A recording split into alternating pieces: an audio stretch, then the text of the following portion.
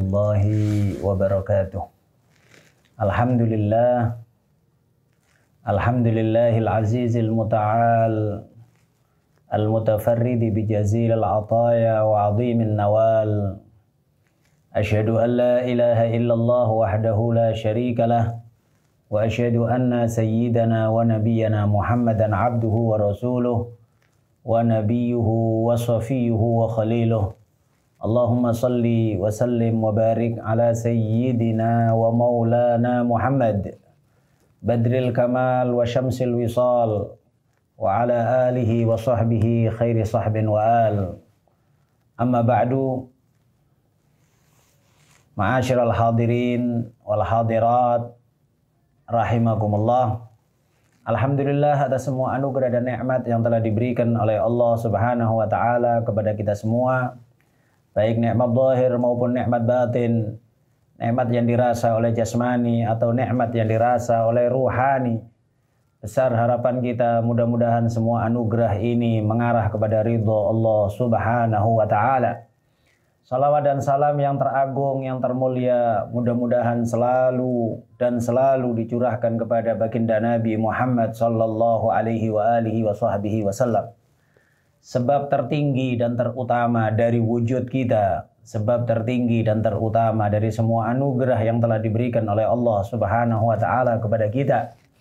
Mudah-mudahan kita semuanya insya Allah selalu di dalam anugerah hidayah dan taufik dari Allah Subhanahu wa taala untuk bisa mengikuti jejak langkah Rasulullah sallallahu alaihi wasallam dan menjadi umat yang dibanggakannya di dunia dan di akhirat. Amin ya rabbal alamin. Tak lupa kepada keluarga, sahabat dan semua pengikutnya ila yaumil qiyamah. Hadirin hadirat rahimakumullah. Bertemu kembali kita di dalam halaqah yang kita beri nama Min Ajli Rasulillah sallallahu alaihi wasallam. Pada halaqah yang kemarin kita telah membahas bagaimana Allah Subhanahu wa taala menjaga datuk-datuk Rasulullah sallallahu alaihi wasallam dan para anbiya wal mursalin diselamatkan oleh Allah Subhanahu wa taala, diterima taubat oleh Allah Subhanahu wa taala berkat baginda Nabi Muhammad sallallahu alaihi wa alihi wa sahbihi wasallam. Disinilah kita mengambil tema Min Ajli Rasulillah, karena semuanya adalah demi untuk ridho dan senangnya hati Rasulullah sallallahu alaihi wasallam. Dengan dalil-dalil yang sudah kita sampaikan, baik dari Al-Qur'an atau hadis, dan bahkan juga untuk umatnya juga demikian. Dimuliakan oleh Allah, dihormatin oleh Allah, dirahmatin oleh Allah, disayang oleh Allah sedemikian rupa karena faktor untuk menyenangkan baginda Nabi Muhammad sallallahu alaihi wasallam. Di dalam hadis yang masyhur, bagaimana Rasulullah sallallahu alaihi wasallam menangis dan menangis yang sampai datang malaikat Jibril dengan perintah Allah Subhanahu wa taala untuk menanyakan kenapa Rasulullah menangis, dan pastinya Allah Maha mengetahui. Setelah ditanya oleh malaikat Jibril, Rasulullah sallallahu alaihi wasallam mengatakan, "Wahai malaikat Jibril, aku memikirkan setelah wafatku umatku." Disampaikan oleh malaikat Jibril kepada Allah Subhanahu wa taala, dan Allah pun menjawab kepada Rasulullah sallallahu alaihi wasallam, bilang kepada Rasulullah Muhammad, "Inna sanurdika fi ummatik wala nasu'uka fihim." Sesungguhnya kami akan meridhakan dan memuaskan engkau di dalam urusan umatmu, wahai Nabi Muhammad, dan aku tidak akan menyakiti engkau dalam urusan umatmu. Maka kemuliaan besar untuk kita semuanya bisa banyak salawat kepada Rasulullah dan menambah cinta kepada Rasulullah sallallahu alaihi wasallam.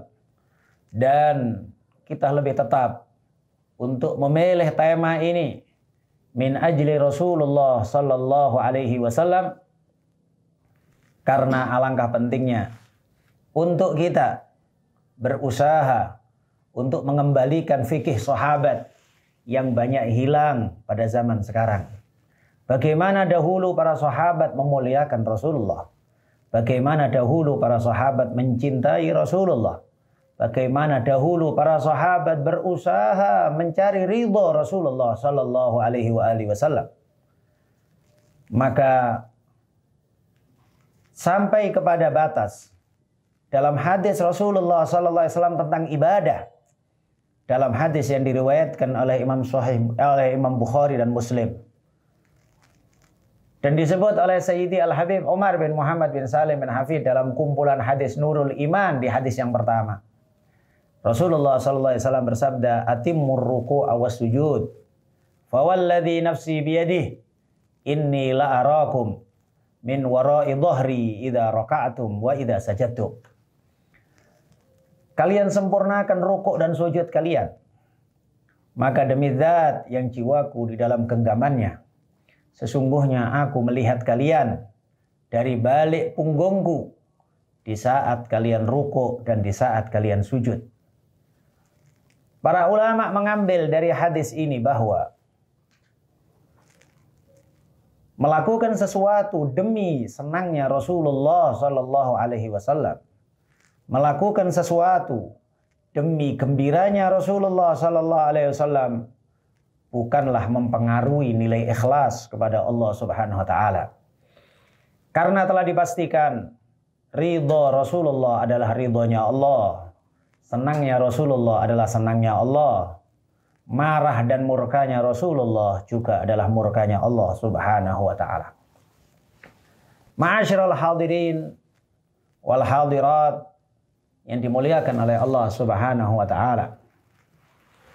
Setelah kita membahas kemarin bagaimana para datuk-datuk Rasulullah sallallahu alaihi wasallam yang dijaga oleh Allah Subhanahu wa taala, dan bahkan cukup banyak riwayat-riwayat yang menjelaskan akan keagungan dan kemuliaan datuk-datuk Rasulullah sallallahu alaihi wasallam sepanjang zaman. Namun pastinya yang mungkin banyak dibahas oleh para ahli sejarah adalah dari datuk Rasulullah sallallahu alaihi wasallam Sayyid Abdul Muttalib, dan kemudian kepada ayahanda beliau Sayyid Abdullah dan ibunda beliau Sayyidah Aminah Az-Zuhriyah. Secara khusus kami sebutkan beberapa nama ini karena datuknya Rasulullah Sayyid Abdul Muttalib adalah orang yang sangat luar biasa mulia dan terhormatnya, dan telah nampak jelas di raut muka Sayyid Abdul Muttalib cahaya baginda Nabi Muhammad sallallahu alaihi wasallam. Dan bahkan Rasulullah sallallahu alaihi wasallam juga pernah membanggakan nisbat beliau kepada Abdul Muttalib dalam sebuah peperangan, yaitu di perang Hunain, di saat banyak para sahabat, dan pada saat itu karena mungkin cukup banyak yang baru masuk Islam setelah penaklukan kota Makkah, para sahabat merasa bahwa mereka tidak akan terkalahkan karena faktor jumlah pasukan. Kalaulah di perang Badar 313 mereka bisa memenangkan pasukan, apalagi di perang Hunain yang disebutkan pasukan tersebut lebih dari 13.000 pasukan. Namun Allah Subhanahu wa taala memberikan pelajaran kepada para sahabat bahwa kemenangan tidak tergantung kepada jumlah atau persiapan pasukan. Kemenangan murni dari Allah Subhanahu wa taala, wa man nasru illa min indillah. Tidak adalah kemenangan kecuali murni dari Allah Subhanahu wa taala. Saat para sahabat kocar-kacir dalam perang Hunain karena mereka diserang oleh musuh dari berbagai macam, dari berbagai arah, hanya beberapa sahabat yang tetap kokoh di barisan baginda Nabi Muhammad sallallahu alaihi wasallam. Di antara yang tercatat dalam sejarah, Nabi meneriakkan dan mendendangkan satu syair. Beliau mengatakan, "Anan nabiyyu la kadzib, ana ibnu Abdul Muttalib." Aku adalah nabi yang tidak pernah dusta, dan aku adalah putra Abdul Muttalib. Maka Rasulullah sallallahu alaihi wasallam membanggakan nisbat beliau sebagai cucu anak keturunan Sayyid Abdul Muttalib, berarti menunjukkan bahwa Abdul Muttalib adalah orang yang mulia di sisi Allah Subhanahu wa taala. Demikian juga ayah bunda Nabi Muhammad sallallahu alaihi wasallam adalah orang pilihan, orang istimewa yang dipilih oleh Allah Subhanahu wa taala dari sekian triliun manusia untuk menjadi ayah ibu baginda Nabi Muhammad sallallahu alaihi wasallam. Maka sangat disayangkan kalau ada sebagian pemahaman umat Islam yang entah pemahaman dari mana mereka mengatakan dengan beraninya bahwa ayah ibunda Rasulullah ada di dalam neraka. Na'udzubillah min dzalik, dari pemahaman yang semisal ini. Ma'asyiral hadirin wal hadirat rahimakumullah. Rasulullah sallallahu alaihi wasallam pernah juga membanggakan orang tuanya dan beliau menyebutkan, ana ibnu dzabihain, aku adalah putra dari dua orang yang akan disembelih. Dua orang yang disembelih ini adalah pertama putra Nabi Ibrahim alaihi salatu wassalam, yaitu Nabiullah Ismail, yang beliau adalah datuk dan jalur keturunan baginda Nabi Muhammad sallallahu alaihi wasallam. Sudah diketahui bahwa Nabiullah Ibrahim alaihi salatu wassalam memiliki dua putra. Putra pertama adalah Ismail dan putra yang kedua adalah Nabi Ishak. Di antara dalil utama bahwa Nabi Ismail adalah putra pertama Nabi Ibrahim adalah bahwa Allah Subhanahu wa taala tidak menyebut di dalam Al-Qur'an dua nama, Nabi Ismail dan Nabi Ishak, kecuali Nabi Ismail yang didahulukan oleh Allah Subhanahu wa taala. Maka sudah menjadi kesepakatan seluruh para ulama untuk juga menambah kekuatan keyakinan dan menghilangkan keraguan kita di saat di akhir zaman sekarang ini ada yang menyuarakan bahwa putra Nabi Ismail yang akan dikorbankan adalah Nabi Ishak. Ini adalah suara-suara yang dihembus-hembuskan oleh orang yang tidak bertanggung jawab untuk memberikan keraguan-raguan akan kemuliaan Nabi Ismail alaihi salatu wassalam. Maka putra Nabi Ibrahim yang akan disembelih oleh ayahandanya dengan wahyu dari Allah Subhanahu wa taala, diyakini bahwa putra tersebut adalah Nabi Ismail. Nabi Ishak adalah putra Nabi Ibrahim yang lahir setelah Nabi Ismail sekian tahun. Dan seluruh atau mayoritas para nabi-nabi Bani Israel semuanya adalah keturunan dari Nabi Ishak. Nabi Yakub putra Nabi Ishak. Nabi Yusuf putra Nabi Yakub bin Ishak bin Ibrahim. Demikian juga para anbiya Bani Israel yang lain. Namun dari Nabi Ismail alaihi salatu wassalam tidak ada satu nabi pun yang dilahirkan dari Nabi Ismail kecuali nabi yang terakhir, yang termulia, yang teragung, yang teristimewa, penutup para anbiya, baginda Nabi Muhammad sallallahu alaihi wasallam. Ana ibnu dzabihain, sabdanya Rasulullah, aku adalah putra dari dua orang yang disembelih. Dua orang yang akan disembelih ini adalah pertama Nabi Ismail dan yang kedua adalah ayahanda beliau Sayyidina Abdullah bin Abdul Muttalib. Sayyid Abdullah bin Abdul Muttalib telah disepakati dalam sejarah bahwa pernah akan dikurbankan oleh Abdul Muttalib. Setelah Abdul Muttalib, beliau bernadar di depan Ka'bah kalau memiliki putra sampai 12, maka dia akan kurbankan satu untuk Allah Subhanahu wa taala.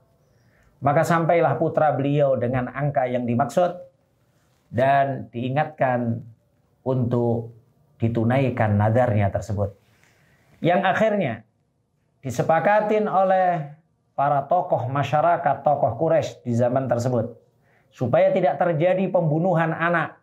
Karena Sayyid Abdul Muttalib adalah orang yang terhormat, yang bisa jadi apa yang dilakukan oleh Abdul Muttalib menjadi sesuatu yang dilakukan oleh semua masyarakat Mekkah dan Jazirah Arab pada saat itu. Maka disepakatinlah untuk diganti dengan berapa ekor onta. Maka berkali-kali diundi antara 10 ekor onta dengan Sayyid Abdullah, masih tetap keluar Sayyid Abdullah. Ditambah lagi 20 ekor onta, masih tetap keluar Sayyid Abdullah. Diundi lagi Sayyid Abdullah dengan 30 ekor onta, tetap keluar Sayyid Abdullah. Dan sampai akhirnya 100 onta, barulah saat itu keluar 100 onta dan Sayyid Abdullah selamat. Sehingga akhirnya disebutkan bahwa di antara hikmah diat atau pengganti dari kisos kalau terjadi pembunuhan di dalam agama Islam, 1 nyawa nilainya adalah 100 onta. Dan Sayyid Abdullah untuk memuaskan dan pasti dan keyakinan hatinya beliau tambah lagi 100 onta lagi menjadi 200 onta. Tetap keluar nama onta, bukan Sayyid Abdullah. Sayyid Abdul Muttalib masih merasa kepingin untuk lebih puas lagi. Ditambahkan lagi 100 onta.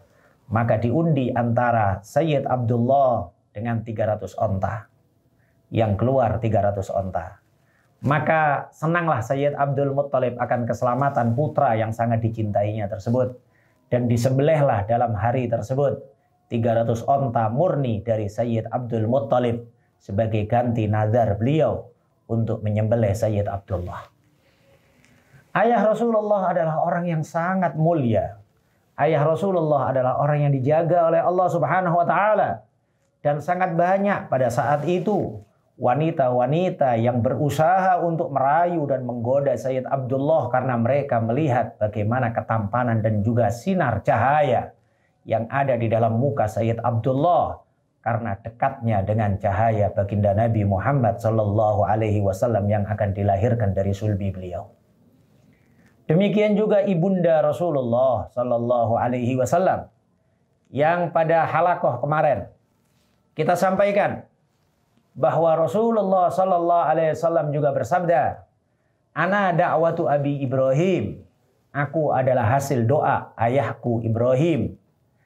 "Ana bisyarat akhi Isa." Aku adalah kabar gembira yang dibawa oleh saudaraku Nabi Isa. "Anan nur allati ra'atni ummi hina wada'atni."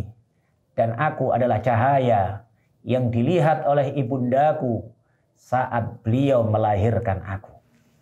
Disebut oleh Rasulullah sallallahu alaihi wasallam ibunda beliau, berarti menunjukkan alangkah beliau membanggakan ibundanya. Maka ma'asyiral hadirin wal hadirat rahimakumullah, kita harus meyakini bagaimana kita harus memiliki keyakinan yang sangat kuat, memastikan bahwa ayah ibu Rasulullah adalah pilihan Allah Subhanahu wa taala. Dan bahkan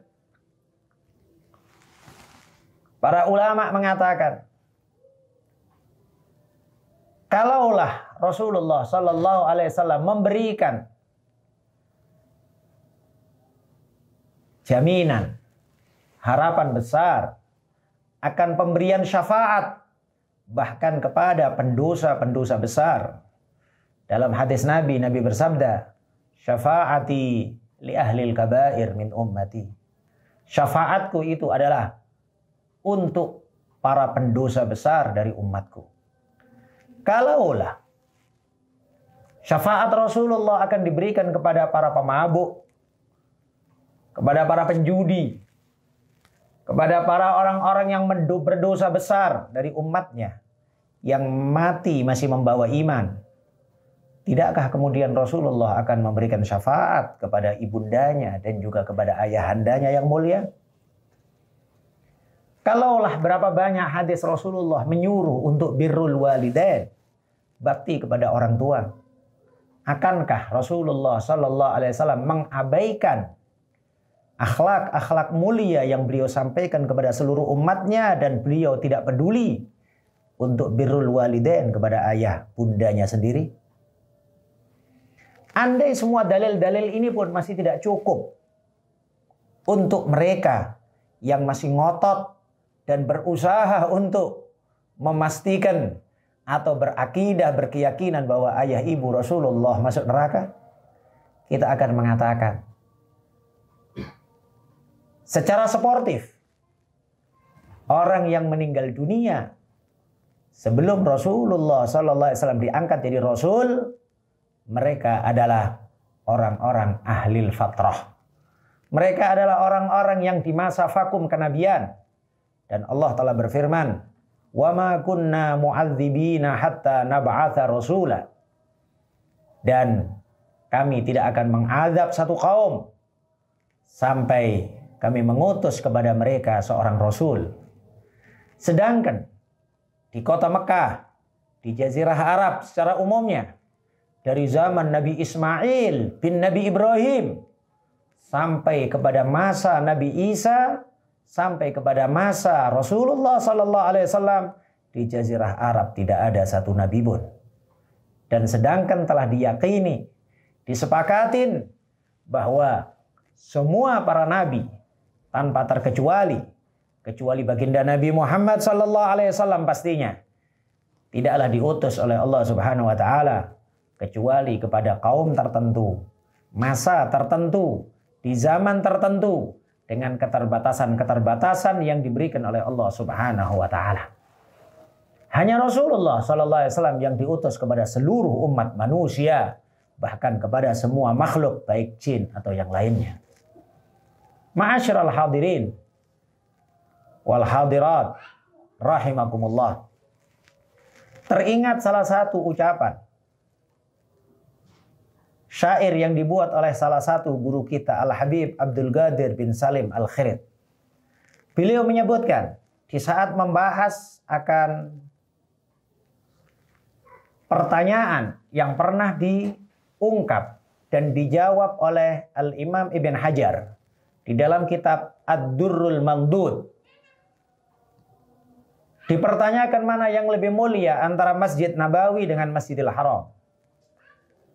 Al-Imam Ibn Hajar dalam kitab tersebut mengatakan, kalau yang ditanyakan adalah masjidnya, maka Masjidil Haram lebih mulia daripada Masjid Nabawi. Dan hal itu juga disabdakan oleh Rasulullah bahwa satu rakaat di Masjidil Haram senilai 100.000 rakaat. Dan satu rakaat di Masjid Nabawi senilai 1.000 rakaat.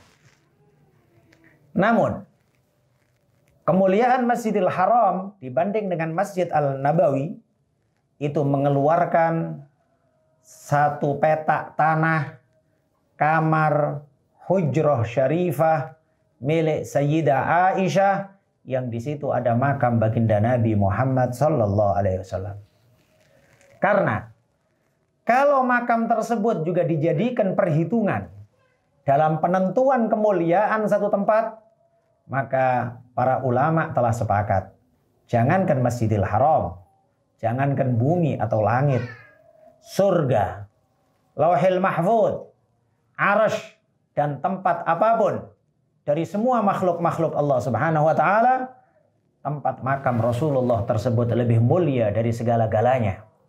Karena di dalamnya ada jasad mulia baginda Nabi Muhammad sallallahu alaihi wasallam.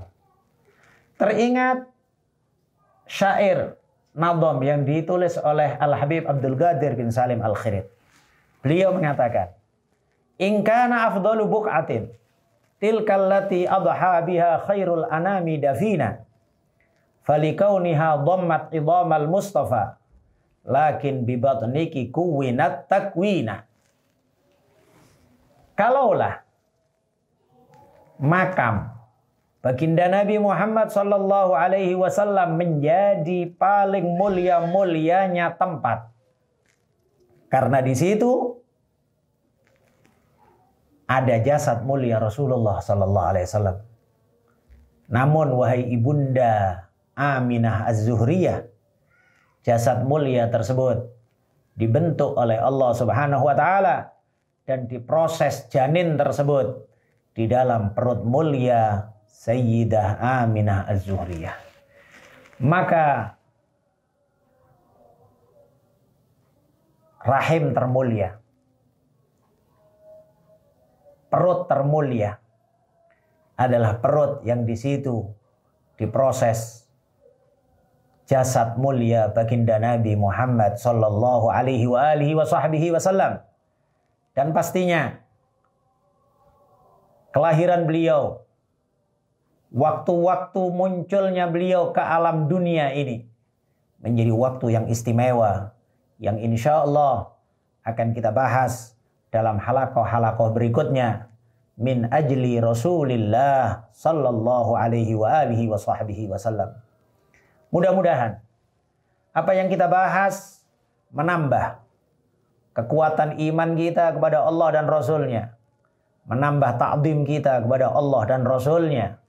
Kita memahami dan berusaha untuk mengetahui kenapa Allah Subhanahu wa taala memuliakan baginda Nabi Muhammad sallallahu alaihi wasallam demikian mulianya, dan Allah Subhanahu wa taala memperkenankan kita untuk mencintai orang-orang yang kita cintai.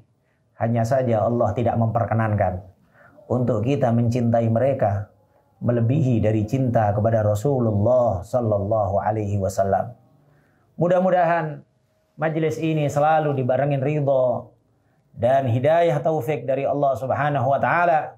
Insya Allah menambah hidayah dan taufik untuk kita memperbanyak salawat kepada Rasulullah, mencintai Rasulullah, mengagungkan Rasulullah, ittiba, mengikuti jejak langkah Rasulullah sallallahu alaihi wasallam, dan ringan untuk berusaha kita bisa memberikan saham dan juga andil dalam dakwah baginda Nabi Muhammad sallallahu alaihi wasallam dengan kemampuan yang kita miliki masing-masing, dengan apa yang diberikan oleh Allah Subhanahu wa taala.